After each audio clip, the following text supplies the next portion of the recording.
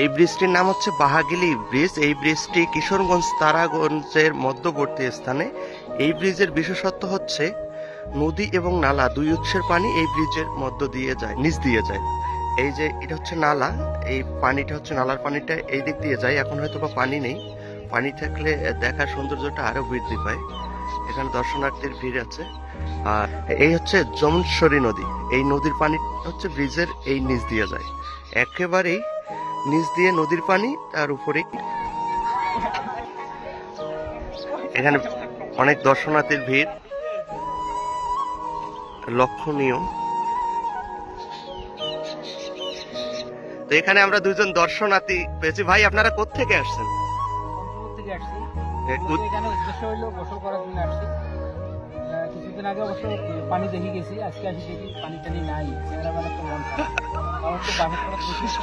নদীর নিচে বসে আছে।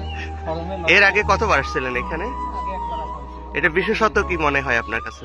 বিশেষত জায়গাটা সুন্দর, কেমন পানি উপর যাচ্ছে, নদীর পানি নিচে যাচ্ছে, আর বিশেষত গোসল করি মজায়, আসল মজা গোসল করি। আচ্ছা, যেমনটি শুনছিলেন ওনার কাছে, এই যে হচ্ছে যমুনেশ্বরী নদী, এই নদীর পানি হচ্ছে এই ব্রিজের নিচ দিয়ে যায়। আর এখানে যে নালার পানি, এই যে ক্যানেল বা নালা যাই বলেন আপনারা, এর পানিটা হচ্ছে এই দিক দিয়ে যায়। এর লোকেশনটা আমি হয়তো বা কমেন্ট সেকশনে দিয়ে দেব।